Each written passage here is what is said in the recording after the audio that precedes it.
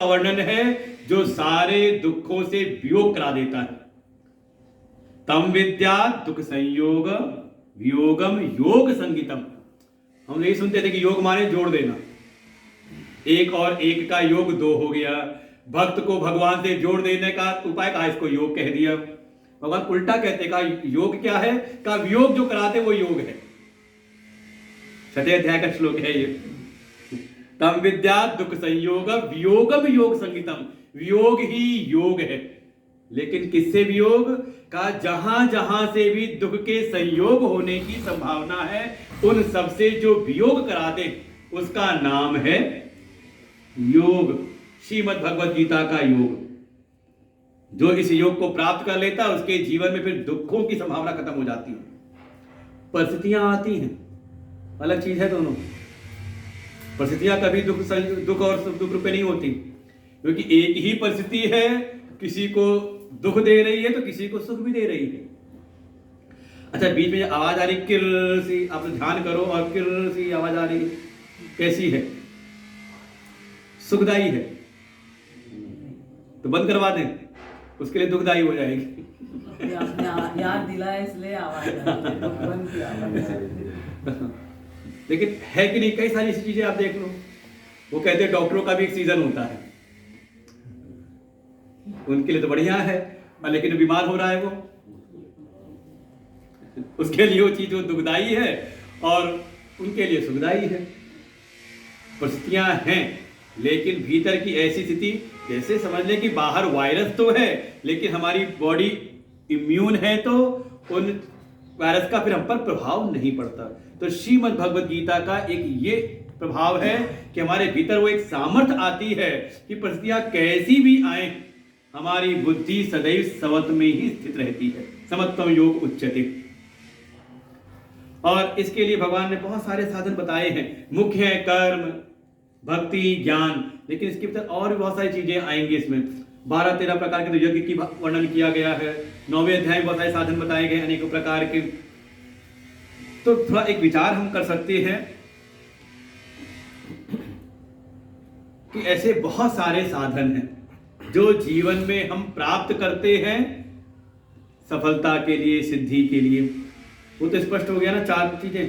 श्रीमद् भगवत गीता का विषय ब्रह्म विद्या, प्रयोजन स्वरूपावस्थान, अधिकारी सरल हो जाए, सरलता, आर्जव, और संबंध कहा बोध बोधक संबंध है। सुनते सुनते ही अपने स्वरूप की अनुभूति होती है, पहुंचना यहां तक है। इसके लिए बहुत सारे साधन हमारे सामने दिखाई देते हैं और हम कर भी रहे हैं, लेकिन करते करते लगता है कि जो स्थिति प्राप्त होनी चाहिए वो प्राप्त नहीं हो रही। तो हमें ध्यान किस चीज का, विशेष रूप से किस चीज का ध्यान देना है? क्या कोई ऐसी चीज है, क्योंकि साधन तो सभी कर रहे हैं अपने अपने हिसाब से, और कई बार तो लगता है कि हम साधन कर रहे हैं कुछ और दूसरा कर रहा है साधन कुछ और, तो मन में तुरंत आता है कि हमारा साधन अच्छा कि उसका साधन अच्छा, और देखा देखी को उलट पलट होती रहती है। वास्तविकता यह है कि सभी साधन में हम विचार करें कि जो भी हम साधन कर रहे हैं उन साधनों के द्वारा हमारी सत्य निष्ठा बढ़ रही कि नहीं बढ़ रही। ये मूल है, सत्य के प्रति निष्ठा हमारे भीतर है कि नहीं। हमारे गुरुदेव एक बार पुराणों की कथा में बहुत सुंदर एक चित्रण करते हैं कि आप जितने भी साधक हुए, जो ऋषि मुनि ऐसे कोई संत हुए, आप देखिए उनके मन में दुनिया भर के कोई ना कोई विकार दिखाई दे जाएंगे कि उनसे ये गलती हुई, उनसे वो गलती हुई, उन्होंने ऐसा किया, उन्होंने वैसा किया। क्रोध करते दिखाई दे जाएंगे, लोभ में भी दिख जाएंगे, काम से प्रेरित भी दिख जाएंगे। लेकिन एक चीज है कि वो कभी सत्य से नहीं दिखते, भीतर सत्य की निष्ठा है। और हमारे देवी भागवत में तो ऐसा वर्णन आता है कि एक तो अबोध ब्राह्मण बालक था जिसको कोई ज्ञान नहीं, बिल्कुल मूढ़वत जीवन था, माता पिता ने त्याग दिया। क्योंकि मूढ़ बालक हो तो कहते हैं कि बहुत अपयश होता है समाज में। माता पिता बहुत विद्वान थे पिताजी, और पुत्र हो गया मूढ़, तो उसको बड़ा सब अपयश होने लगा, तो माता पिता ने भी त्याग दिया, ये हमारे यश में बाधा उत्पन्न कर रहा है। लेकिन इतनी बात उसको लगी और चला गया जंगल में। और जंगल में जाकर के उसको कुछ पता नहीं था कि कैसे स्नान की विधि क्या है, शौच विधि क्या है, संध्या वंदन कैसे करते हैं। कोई उसको ना मंत्र था ना कुछ तंत्र, कुछ आता नहीं था। लेकिन उसने मन में एक निश्चय कर लिया कि मैं सत्य का पालन करूंगा, झूठ कभी नहीं बोलूंगा। और ऐसी साधना करते करते इस सत्य पे टिके रहते रहते उसकी ऐसी प्रतिष्ठा हो गई, उसका नाम हो गया सत्य तपा, जिसने सत्य का तप किया हो। और परिणाम, एक दिन ऐसी घटना घटित हुई कि एक शिकारी एक सुअर का शिकार करते हुए उसको तीर बाण चलाया, उसको बाण लगा भी, लेकिन वो जो सुअर था भागते हुए आया और यही सत्यतपा बैठे थे, अपने ध्यान की अवस्था में बैठे थे, उनके सामने से निकल करके गया और झाड़ी में छुप गया। वो शिकारी पीछे से ढूंढते हुआ, मेरा शिकार कहाँ गया, यहां तो कोई है नहीं, देखा वो सत्यतपा को, अरे ये तो सत्य बोलने वाले हैं, इनकी ऐसी प्रतिष्ठा यहां पर है, इन्हीं से पूछता, उन्होंने देखा होगा। पूछा उनसे कि तुमने मेरा शिकार देखा? अब देखा तो था, सामने से निकल के गया, झाड़ी में छुपा हुआ है, लेकिन मन में आता है अगर मैंने सत्य बोल दिया तो कहीं ना कहीं उसकी हिंसा होगी, तो कुछ बोलते नहीं। और वो बार बार पूछता है, अरे बताइए, ये मेरी जीविका है, मेरे परिवार के लोग भूखे बैठे हुए हैं, यही हमारा भोजन है, आप बताइए। तब वो जो सत्य तपा थे, और वो इस घटना के पहले जब अचानक से वो निकला ना शुकर सामने से, अपना कोई अचानक अपना आप ध्यान में बैठे हुए हैं, एकाग्र पूर्वक बैठे हुए हैं, और अचानक कोई घटना हो जाए तो कई बार चौंक जाते हैं करके।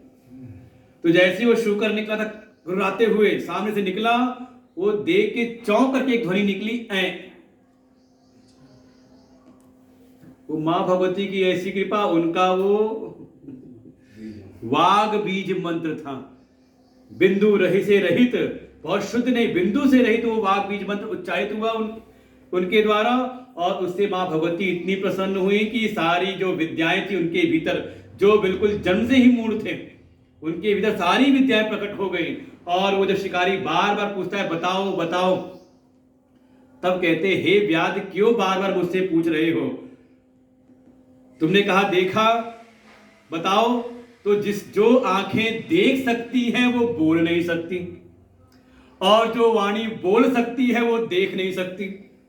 हे व्याध, क्यों व्यर्थ में बार बार पूछ रहे हो मुझसे? इतनी बात कही, वो व्याध भी निराश होकर वहां से चला गया। लेकिन उनको लगा अचानक मेरे द्वारा ये एक छंदबद्ध ये श्लोक कैसे प्रकट हुआ। उसके बाद फिर अपनी साधना में लगते हैं आगे, और जहां से उनका जो अपयश हो रहा था, परिवार वाले भी आके स्वीकार करते हैं, बड़ी प्रतिष्ठा उनकी होती है।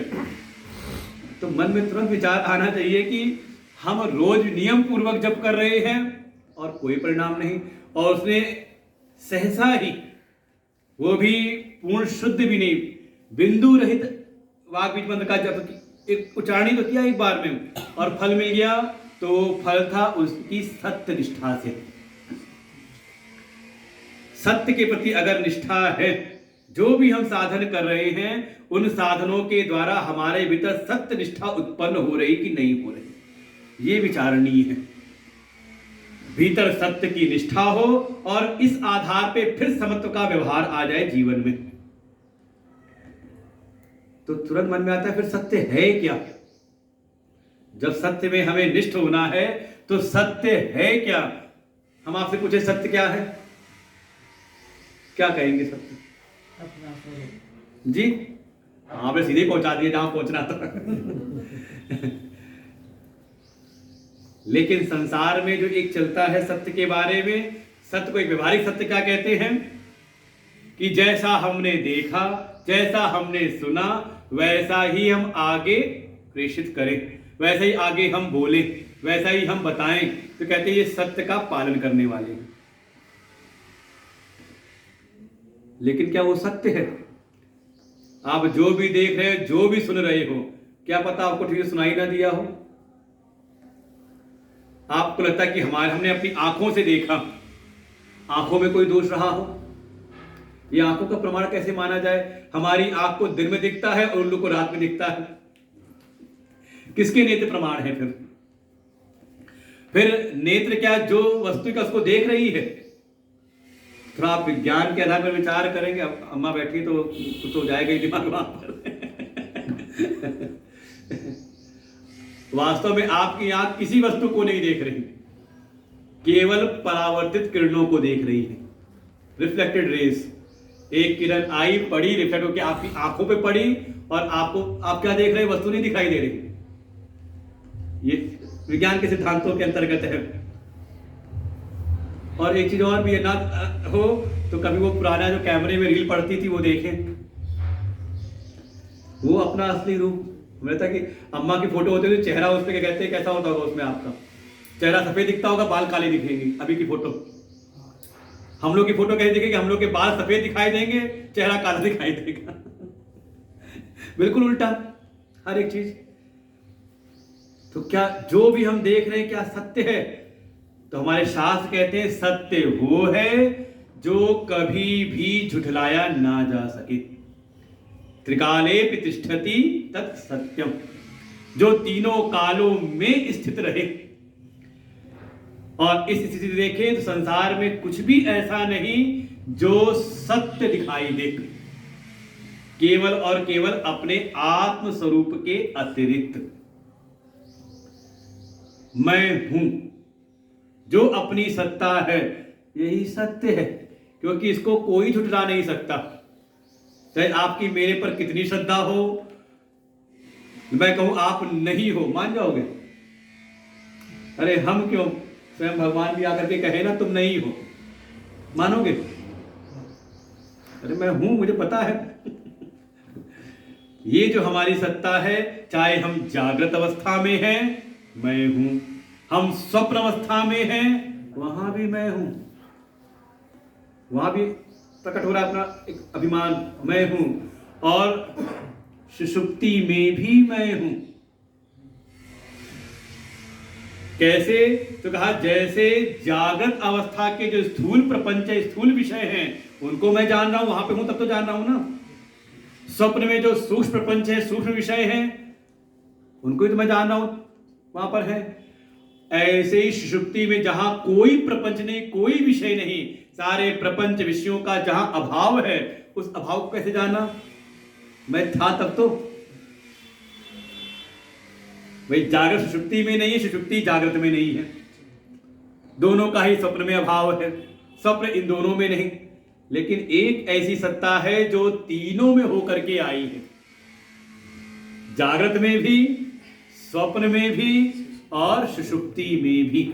इसलिए उसको तीनों का विचार रहता है, तीनों का वो आप विचार करते हैं। तो वो जो मेरी सत्ता है वही सत्य है। जब तक हम उस सत्ता को, उस सत्य स्वरूप को नहीं जानते, तब तक आप कितनी भी कोशिश कर ले, कितना भी आपको सिखाया जाए, सबसे व्यवहार करें, हो नहीं सकता। तो मूल चीज है कि हम जो भी साधन करें, इसके द्वारा वो सत्य निष्ठा आ रही कि नहीं आ रही। व्यवहारिक में, व्यवहार में भी है, व्यवहार में सत्यता का पालन करें और अपने सत्य स्वरूप की ओर आगे बढ़ें, उसको जानने का, उसमें स्थित होने का प्रयास करें। और फिर जो भी यथा योग्य, ये मन में बहुत आता है कि समता वाला व्यवहार, समत्व का व्यवहार कैसे हो। तो कल से चर्चा मेरे दिमाग में चल रही है, कल किसी ने पूछ लिया तो उन्होंने कहा समता कैसी समता। तो हमने कहा हाँ, अब समझ को भी समझना पड़ेगा कि मान लो आपको हमने मैंने एक दृष्टांत दिया उनको, हम आपको एक प्रसाद का टोकरा दे दें, मिठाई से भरा हुआ हो या फल से भरा हो, और हम कहते जितने लोग बैठे सबको बांट दो, तो आप क्या करोगे? सबको समान रूप से जो हाथ आया देते चले गए, हो गया। तो स्कूल में चर्चा चली तो फिर हमने दूसरा दृष्टांत लिया, तारीख हमने कहा अब आने वाली 1 तारीख, और जो प्रबंधन समिति है उसको 1 तारीख को तनख्वाह बांटनी है। होली आज जल्दी बांट दो, होता आज ही बट रही हो, कल बट गई हो। किसी को हमने बैठाया तनख्वाह बांटने के लिए, पारिश्रमिक देने के लिए, तो क्या करे? वो बराबर बांट दे सबको। कहा योग्यता के अनुसार, पात्रता के अनुसार, पद के अनुरूप किसका कैसा कार्य है, उसके अनुसार जो निर्धारित की गई उसकी जो पारिश्रमिक है उसके अनुसार वो दे, और वो ऐसा कर रहा है तो वो समत्व में व्यवहार कर रहा है। ना समझ में आए तो एक और बात मन में आती है। मां के 4 बच्चे हैं, एक 2 साल का बच्चा है, एक 4 साल का है, एक 10 साल का है लेकिन थोड़ा उसको बुखार है, रोग है, और एक 15 साल का है। जब भोजन का समय आया तो 2 साल के वाले को कुछ और खिलाया उसने, 4 साल वाले को कुछ और बढ़ा करके उसको खुराक दी, 15 साल वाले को थोड़ा और ज्यादा बढ़ा करके दिया, और जो बुखार में था, जो रोग से ग्रस्त था, उसको तो मूंग की दलिया और या कुछ बना करके उसको बना के दिया, उसको मूंग की दाल या दलिया बना करके दिया। तो जब उसने व्यवहार किया तो ये व्यवहार कैसा हुआ? भेदभाव वाला। वो बच्चे कहे, माँ तुम हमें 4 आंखों से देखती हो, उसको कुछ दिया मुझको कुछ दे रही हो। का यहाँ पर जो ये व्यवहार हो रहा है, ये व्यवहार भी समता में स्थित है। माँ का जो प्रेम है वो चारों से बराबर है, चारों प्रति उसका भाव है कि ये मेरे है। लेकिन जब व्यवहार कर रहे हैं तो व्यवहार में समता नहीं है, दृष्टि में समता आती है, और ये तब आएगी जब आपको सत्य स्वरूप का अनुभव हो जाएगा। और इसके लिए ही सारी साधनाएं। और देखें, इस सत्य का अनुभव हो जाए ना तो जो संसार का बंधन है ना, वो बंधन नहीं रहता। बंधन का कारण क्या है? हम पूछें अगर, अविद्या। व्यष्टि स्तर पर उसको कहते हैं अविद्या, और समष्टि स्तर पर उसको हम कहते हैं माया। माया महाठगनी हम जानी, ऐसे बहुत सारे वाक्य प्रचलित हैं। और गीता जी में भी आता है, दैवी हेषा गुणमयी मम माया दुरत्यया। बड़ी दुष्कर है, इसका ऐसा बंधन है कि ना दिख करके भी बांधे रहती है। बाहर का बंधन हो तो आप किसी की मदद लेके खुलवा सकते हो, लेकिन बंधन दिखाई ना दे और आपको में बंधा हुआ तो लोग आपको ले जाकर के मेंटल हॉस्पिटल पहुंचा देंगे। ऐसा बंधन आसान है नहीं। और वो माया कुछ और नहीं, 3 गुण है। दैवी हेषा गुणमयी मम माया दुरत्यया। भगवान कहते मेरी माया है, वही सबको बांधे हुए है। 3 गुण है, सत्व, रज और तम। सत्वगुण, रजोगुण और तमोगुण। और ये समझ लीजिए 3 जो गुण है ना, ये 3 ऐसे रंग हैं, इनका अगर सही से उपयोग करना आ जाए, इनका समन्वय, इनका अनुपात बढ़ाना घटाना अगर आ जाए, तो समझ लें आपके सामने पूरा एक विश्व आपके सामने है। जैसे एक कैनवस होता है ना, व्हाइट कैनवस है आधार, और उस पे आपको, और रंगों में देखें तो 3 ही मुख्य रंग भी हैं। पहले जो कलर टीवी आती थी पिक्चर ट्यूब वाली, ब्लैक एंड व्हाइट में एक पिक्चर ट्यूब होती थी, और कलर टीवी में 3 पिक्चर ट्यूब होती थी, और कुछ मौलिक रंग होते थे। आज भी जो कलर प्रिंटर होता है उसमें 3 वो होंगी इंक की जो रिफिल होती है, जो उसमें कार्ट्रिज, 3 कार्ट्रिज होती है उसमें। ब्लैक एंड व्हाइट में 1 होगी। कौन से 3 रंग होते थे? इन्होंने संपादन काम को किया है ना बैठ करके। कौन सी होती थी? लाल, हाँ, पीला नहीं, लाल, काला और लाल पीला नहीं, लाल, हरा और ब्लू, RGB है ना, पक्का याद है हमको। RGB 3 रंग होते हैं, और उसी से सारे रंग बन जाते हैं। यही पिक्चर ट्यूब, 3 रंग की पिक्चर ट्यूब, इससे सारी आकृतियों के सारे रंग जो होते थे पूरे कलरफुल हो जाता था। ऐसे ही ये जो 3 गुण है ना, ये सारे संसार को रच देते हैं। ये जितने प्रकृति के रंग है, ये 3 रंगों से ही बन जाते हैं। और इसको अगर हमें रंगों में देना हो गुणों को, तो कहते हैं सत्व गुण को हम देते हैं श्वेत, सफेद। जो रजोगुण है उसको रक्त वर्ण, लाल से। और लगता भी है, देखो जितनी हमारी प्रवृत्ति है, सूर्य की जो लालिमा होती है उसी से प्रकट हो जाती है। सूर्योदय हुआ, लालिमा आई, और आप प्रवृत्ति में लग गए अपने आप। शाम को भी लालिमा आती है, उससे भी कुछ लोग प्रवृत्ति में हो जाते हैं जो हमसे उल्टे वाले हैं। वही चोर उचक्के जो हैं सब चोरी करने वाले वो भी कहीं ना कहीं प्रेरित हो जाते हैं उससे, समझ लें, वो भी एक्टिव हो जाते हैं। रजोगुण को लाल रंग से, और तमोगुण है तो रात्रि में तमस है, अंधकार है, बिल्कुल कुछ दिखाई नहीं दे रहा, काला रंग, कहते हैं ये तमस का रंग है। ये तीन ऐसे रंग हैं जिसके द्वारा सारे प्रकृति के रंग तो प्रकट होते ही होते हैं, हमारे अपने व्यक्तित्व के भी रंग प्रकट होते हैं। आप कहें तो डिफरेंट कलर्स ऑफ पर्सनैलिटी, इन तीन गुणों से ही। मया दक्षिण प्रकृति सूयते स चराचरम, चर अचर सारा जो जगत है ये प्रगति रस डालती है इन तीन गुणों से ही, तीन रंगों से ही। बस किसका कितना अनुपात, जैसे सत्व की प्रधानता हो गई, रजस तमस अगर है न्यून में, तो उससे जो प्रकट हुई का सारी दैवी सृष्टि हो गई। कौन कौन सी क्वालिटीज, कौन कौन से सद्गुण, तो पूरा 16वें अध्याय, अभयम सत्व संशुद्धि ज्ञान योग व्यवस्थिति दानम, क्या है आगे, हाँ, दानम दमच यज्ञश्च स्वाध्याय तप आदवम अहिंसा शांतिम क्रोध त्याग शांतिरपैशुनम दया भूतेषु लोलुप्तम माधवम हीर चापलम तेज धृतिर क्षमा आदव एवच। ये ऐसे सारी क्या हुए सबके सब, ये सारे रंग प्रकट हो रहे हैं सत्व की प्रधानता से और रज और तम की न्यूनता। ये देवता भी तो कभी सो लेते होंगे ना, आराम करते होंगे, वो भी तो कोई क्रिया कर रहे हैं, तो रज भी है। अच्छा, तमस की प्रधानता हो गई तो सत्व रज उसमें भी हल्का है, लेकिन तमस की प्रधानता हो गई तो का उससे प्रकट हो गई आसुरी शक्तियां प्रकट हो गई। दंभो दर्पोभिमानश्च क्रोध पारुष्यमेव च अज्ञानम अभिजातस्य संपदम आसुरी। वहां था ज्ञानम विज्ञानम आस्तिक आएगा, यहां पर अज्ञानम। क्या हुई सब, दंभ। और देखो सत्य से टिकने का कारण, मन में एक चीज, हाँ, जैसे कहें सत्य में निष्ठा हो, सत्य में से आप कब डिगते हो, सत्य का त्याग कब जीवन में होता है, कभी हुआ नहीं, कभी झूठ नहीं बोला, अरे महारत हासिल है हमें झूठ बोलने की। अच्छा, हम पूछे कब बोलते हो झूठ, आवश्यकता कब पड़ती झूठ बोलने की,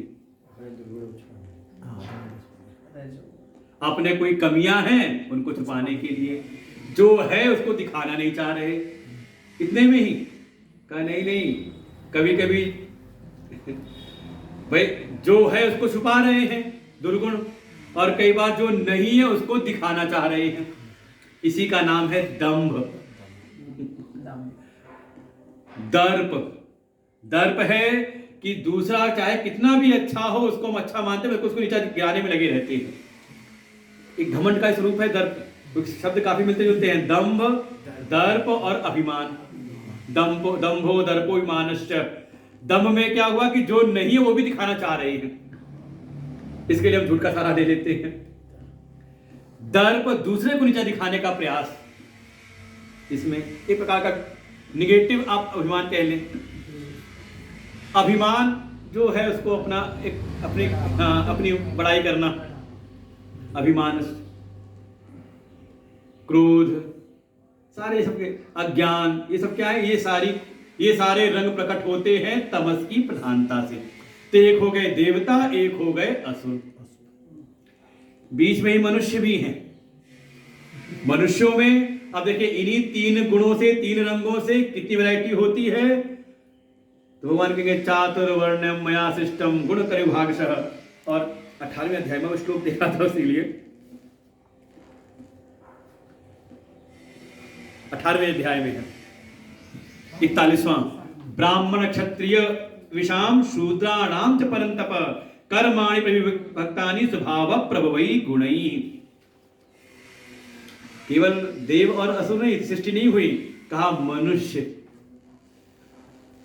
कैसे हुआ, कहा गुण और कर्म के अंतर से, गुणों के भेद से ही। सत्य की प्रधानता हो गई रज के साथ में और तम नहीं है। तो इससे प्रकट हुआ ब्राह्मण स्वभाव, ब्राह्मणों के रंग प्रकट हो गए। और उसके फिर सारे गुण हैं, क्वालिटीज हैं। शमो दम तप शौचम क्षांतिर आजो मेव च ज्ञान विज्ञान मास्तिक्यम ब्रह्म कर्म स्वभावजम।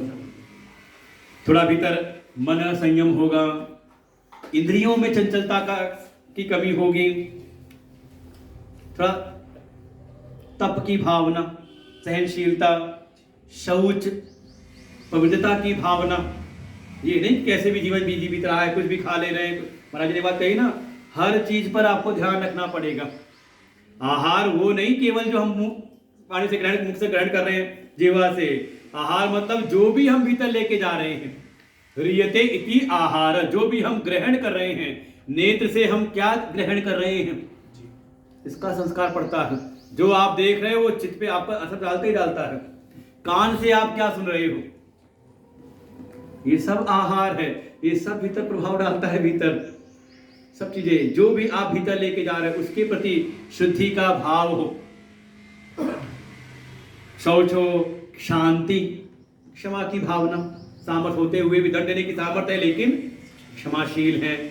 आर्जव, ये तो आया था अर्जुन, सरलता, जैसा भीतर भाव है वैसा ही हमें प्रकट करता है।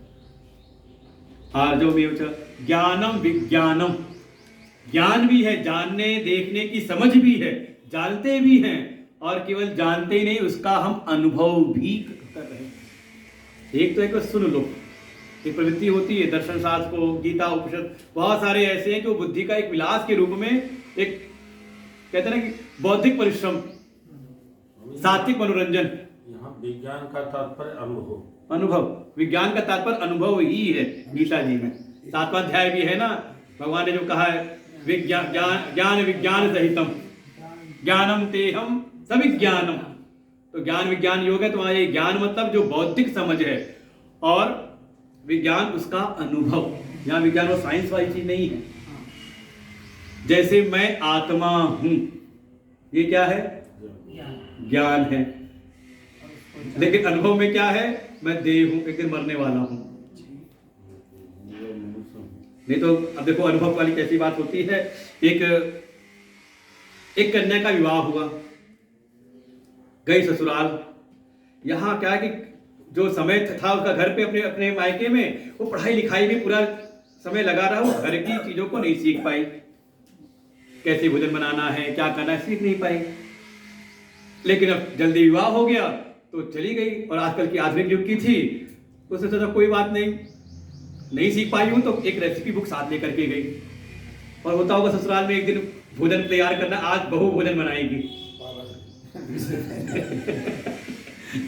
तो गई वो रसोई में, अब डर डर के चली तो गई। अब क्या कहे, सबने कहा है भोजन बनाना है, आज तो बहू भोजन बनाएगी, लेकिन बनाना सीखा ही नहीं था, क्या बनाए।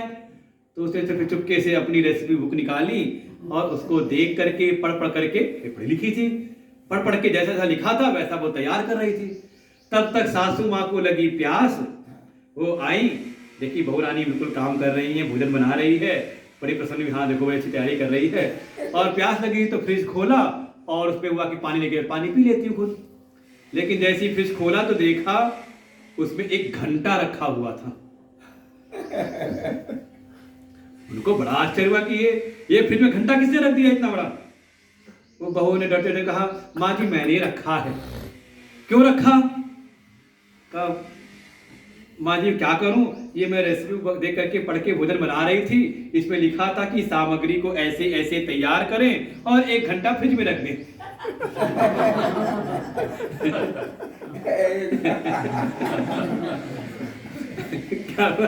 अब पढ़ करके शब्द का ज्ञान तो हो गया लेकिन इसका अनुभव नहीं है, तो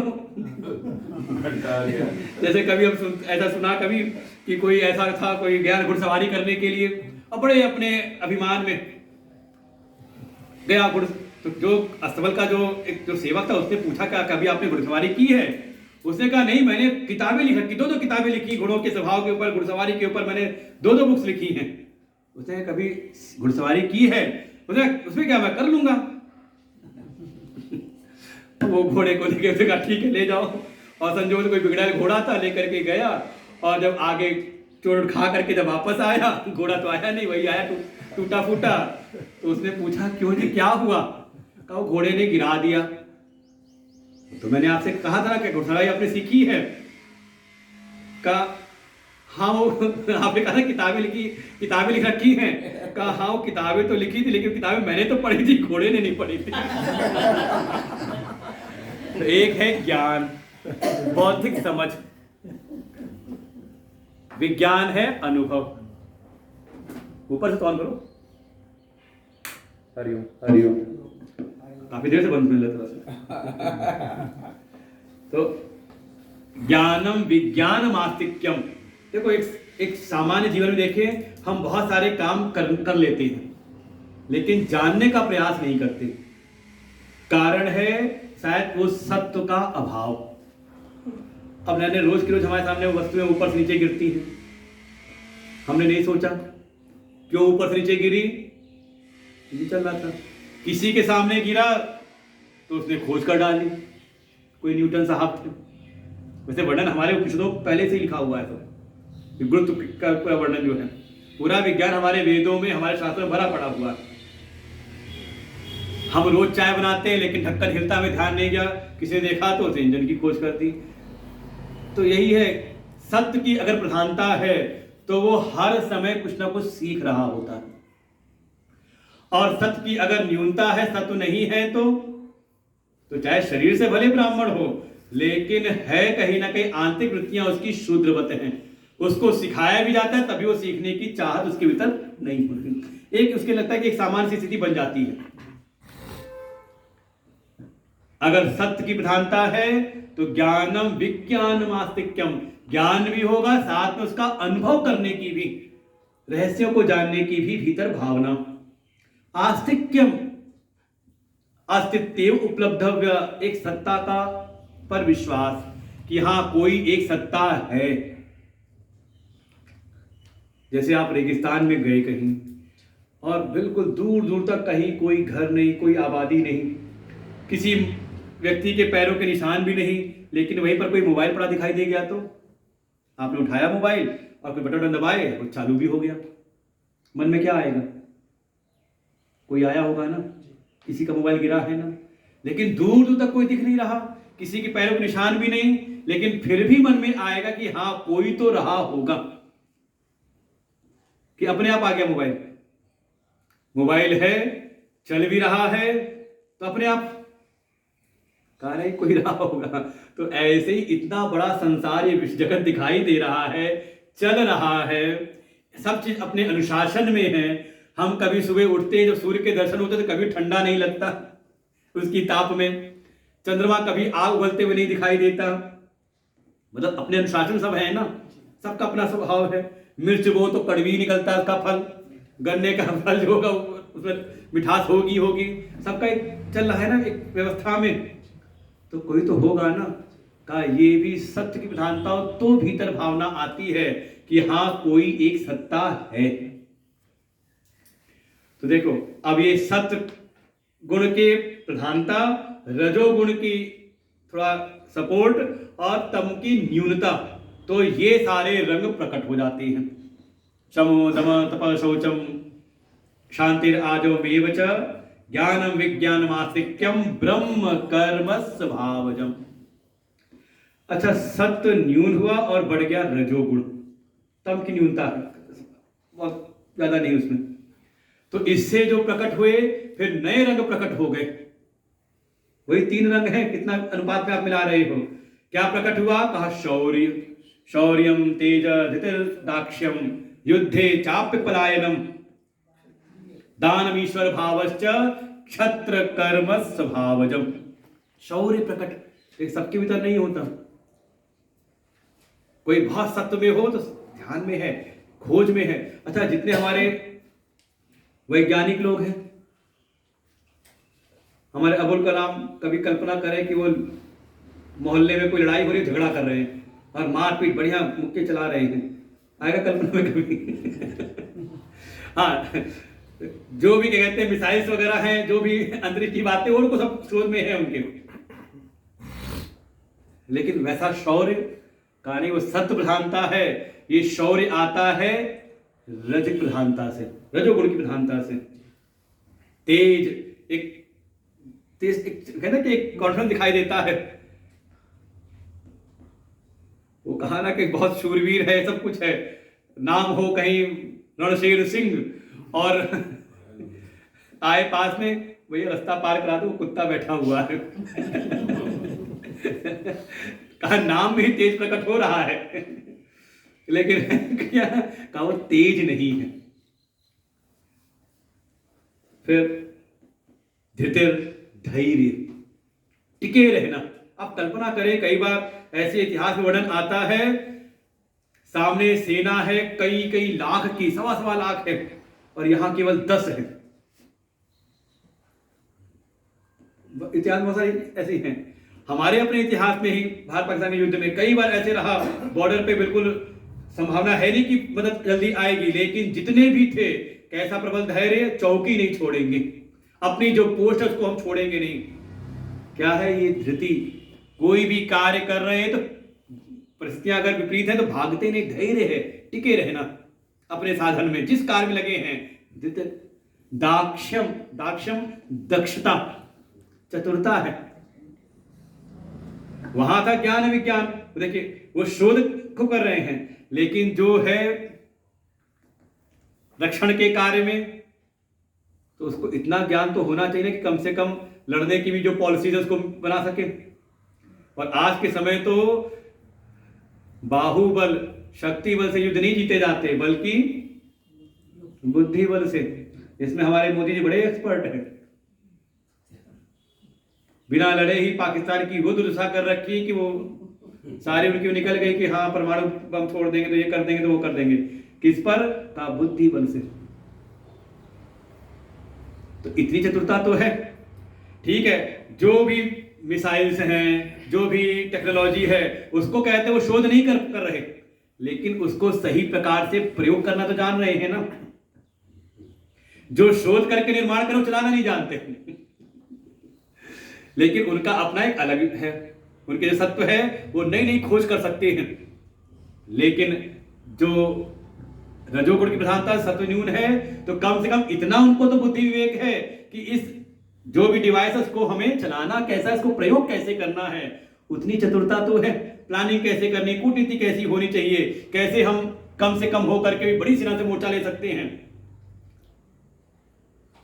तो उतनी दक्षता तो है, दक्षता होनी चाहिए।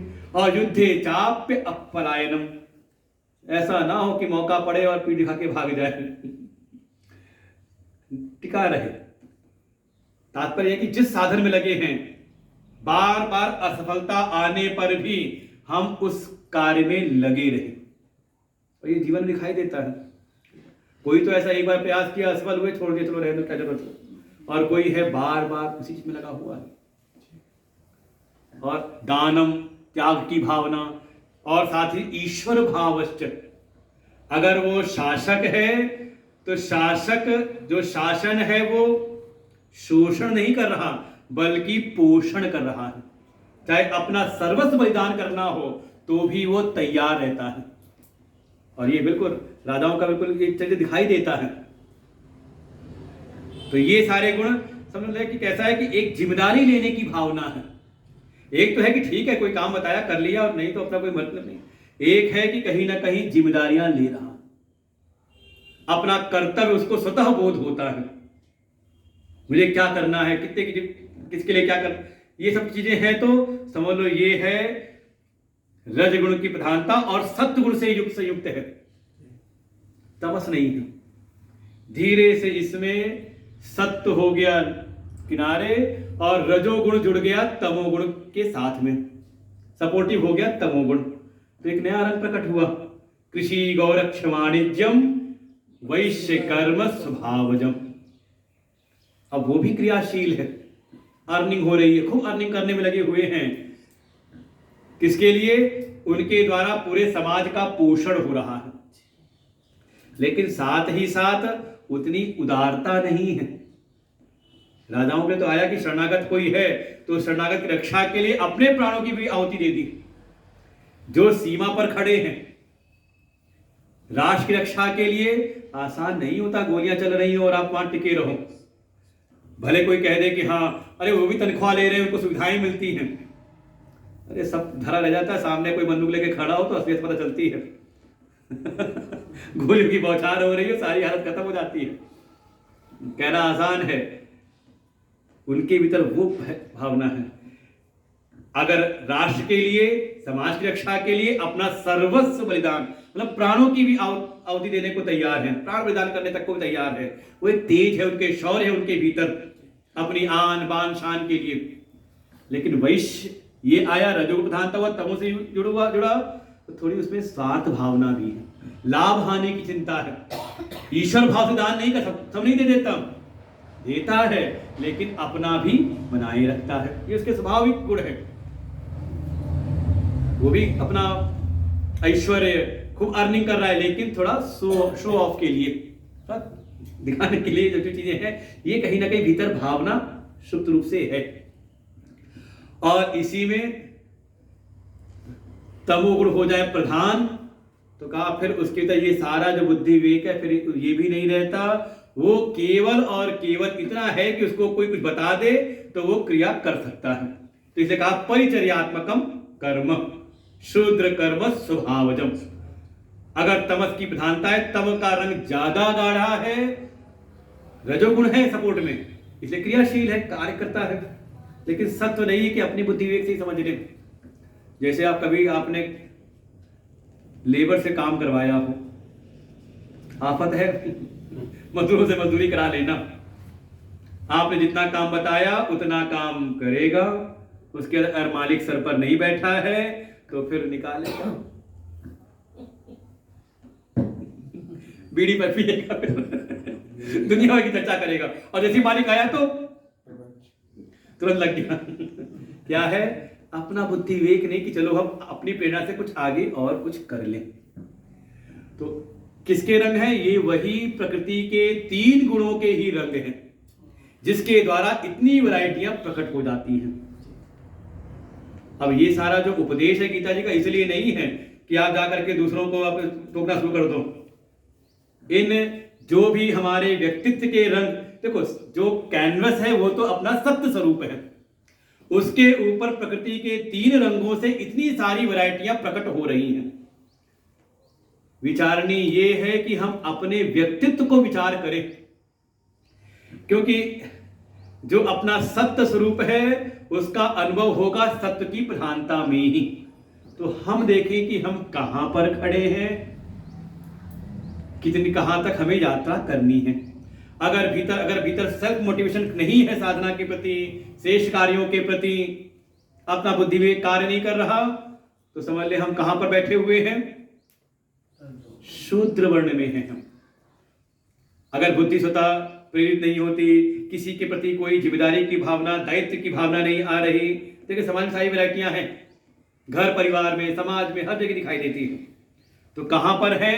का ये शूद्र वृत्ति है। स्वतः अगर संज्ञान भीतर नहीं उठ रहा, स्वतः अगर दायित्व की भावना नहीं आ रही, स्वतः रक्षण की भावना नहीं आ रही, स्वतः ही ये शम दम पवित्रता इत्यादि की, अगर आपके पीछे किसी को लगाना पड़ता है, आपको कार्य कराने के लिए किसी को खड़ा करना पड़ता है, समझे वृत्ति हमारी कहां पर है? कहा शूद्र वृत्ति में टिकी है। तो क्या करें? कहा अपनी साधना को बढ़ाएं, तमस से प्रवेश करें थोड़ा रजो में। अब कोई इस वृत्ति में तो उसको सीधे ध्यान की साधना नहीं बताएंगे, सीधे ज्ञान की साधना नहीं बताएंगे, उसको कहेंगे थोड़ी सेवा करो। इसलिए कहा परिचर्यात्मकम। किसकी सेवा? कहा किसी श्रेष्ठ के अनुशासन में रह करके, अपने स्वतंत्र रूप से नहीं। इसलिए कहा कि बाकी की भी सेवा करिए, क्योंकि अपने मन नहीं करेगा तो अपनी वासनाओं को ही, अपने गुण तमोगुण को और बढ़ाएगा। किसी श्रेष्ठ के अनुशासन में रहते हुए जब वो उसकी आज्ञा का पालन करते हुए सेवा करेगा, धीरे धीरे अपनी जो वासनाएं हैं वो शुद्ध होती जाएंगी। तमोगुण से आप प्रवेश करेंगे रजोगुण में। तो रहेगा अपना भी करने का फायदा क्या है, लाभ हानि की चिंता करेगा। आगे थोड़ा सा हम ऊपर रजोगुण बढ़ा तो संभावना है कि ये आ जाएगा, ठीक है हम भी कुछ कार्य कर रहे हैं, सेवा में लगे हैं, लेकिन साथ ही साथ मन में आता रहता है, हम इतना लगे रहते हैं, वो कुछ नहीं करता, सोया पड़ा रहता है, उसके बड़ा नाम होता है, उसकी बड़ी महिमा होती है, हमें कोई देखता भी नहीं, कोई पूछता भी नहीं। अगर ये भावना है तो समझ लें अभी कहाँ पहुंच गए हम। बढ़े तो हैं शुद्ध वृत्ति से, तमस से हम निकले तो हैं, लेकिन अभी हम अटक गए हैं वैश्य वृत्ति में। अगर लाभ हानि को देख करके ही हम क्रियाशील हो रहे हैं। धीरे धीरे कहा फिर थोड़ा हम त्याग की सेवाओं को बढ़ाएं, दान इत्यादि को, जहां अपना कोई भी लाभ ना हो वहां पर भी अपनी सेवाओं को बढ़ाएं। भाई कोई तमस में है तो कहेंगे ठीक है, कम से कम पारिवारिक दायित्व की तो पूर्ति करो, समझाया जाता है। लेकिन वो उस स्थिति पे आ गया तो कहा थोड़ा स्वार्थ पूर्ति को कम करो, थोड़ा त्याग की भावना को बढ़ाओ, थोड़ा समाज के लिए कार्य करो, धर्म के लिए कार्य करो, थोड़ा भगवान के लिए सेवा करो, अर्पण करो, थोड़ा गुरु जी की सेवा करो, अर्पण करो। अभी कर रहे थे अपने लिए, अपनी कामनाओं की पूर्ति के लिए, अब क्या है किसी श्रेष्ठ के लिए समर्पित हो जाओ। कोई राष्ट्र समर्पित हो गया तो सेना खड़ी है हमारी, ऐसे ही कोई भगवान के लिए है तो वही हो गया भक्त। तो धीरे धीरे आगे बढ़े त्याग की भावना, और क्रमशः फिर ऐसे ही रजोगुण से तमोगुण से रजोगुण, सीधा करना बहुत मुश्किल है कि हम तम से सीधे सत्य में चले जाएं। हम सो करके उठे, कहां से थे, कहा तमस में, सो के उठे मन में बैठे ध्यान करते हैं, कहां छलांग लगाई थी सीधे सत्य में, थोड़ी देर बैठे और फिर हल्का सा फिर नींद खुली 1 घंटे बाद। तो कहते थोड़ा टहल करके आ जाओ, थोड़ा अपने जो शौच आदि क्रियाएं हैं उनको कर लो। क्या हुआ, तम से रजस में गए और रजस से फिर हम आए सत्व में। तरीका यही है, क्रमशः अपनी बुद्धि वृत्तियों को हम विचार करें, इन गुणों के परवश होके कार्य ना करें, बल्कि गुणों को अपने परवश करने का प्रयास करें। और करते करते क्रमशः तम से रजस में, रजस से सत्व में, और सत्व से भी फिर त्रिगुणातीत होकर के अपने सत्य स्वरूप में स्थित हो जाएं। यही है साधना की सिद्धि। भाई सत्यनिष्ठ होना था, लेकिन सत्य से हम डिगे क्यों थे, का इन तीनों गुणों के प्रभाव से। तो करना क्या है, क्रमशः धीरे धीरे अपने गुणों का स्वतः विचार करते हुए का अपनी हम प्रगति करें। अगर हम पशुत्व बुद्धि में बिल्कुल तमस में भरे पड़े हुए हैं, उससे थोड़ा वो संभावना है कि हम शरीर मनुष्य का ही है, लेकिन केवल अगर लोभ और भय से ही ये अगर हेतु बन रहे हैं, कोई लालच दिखा रहा है तो हम कार्य कर रहे हैं अच्छा कार्य, और कहीं डर लगा हुआ है तो अच्छे कार्य में लग रहे हैं, समझे कि अभी फिर हम मनुष्य शरीर में होके भी पशु के समान ही हैं, पशुत्व बुद्धि है। उससे निकल के थोड़ा मनुष्यता को बढ़ाएं, मनुष्यत्व की प्राप्ति करें। इसके लिए ही जो एक सहज जो मनुष्य का जीवन हो पशुत्व से बढ़कर के नहीं है। ये जो हमारे शास्त्र हैं, वेद, श्रीमद् भगवद गीता, ये हमारे भीतर मनुष्यता को ही पहले जागृत करती है। तो मनुष्यत्व बढ़ाएं और मनुष्यत्व से भी सीधे ऊपर बढ़ते चले जाए, देवत्व की प्राप्ति करें। दैत्य तम प्रधान, मनुष्यत्व में इतनी सारी वैरायटियां हैं, क्रमशः धीरे धीरे अपना विकास करते हुए देवत्व की प्राप्ति, और फिर उससे भी हम अतीत हो जाएं, तीनों गुणों से अतीत अपने सत्य स्वरूप में स्थिति प्राप्त कर ले। टाइम काफी हो गया तो वह 1 घंटा हो गया, तो हमारा 1 घंटा हो गया, बाकी इसके अलावा महाराज जी का अलग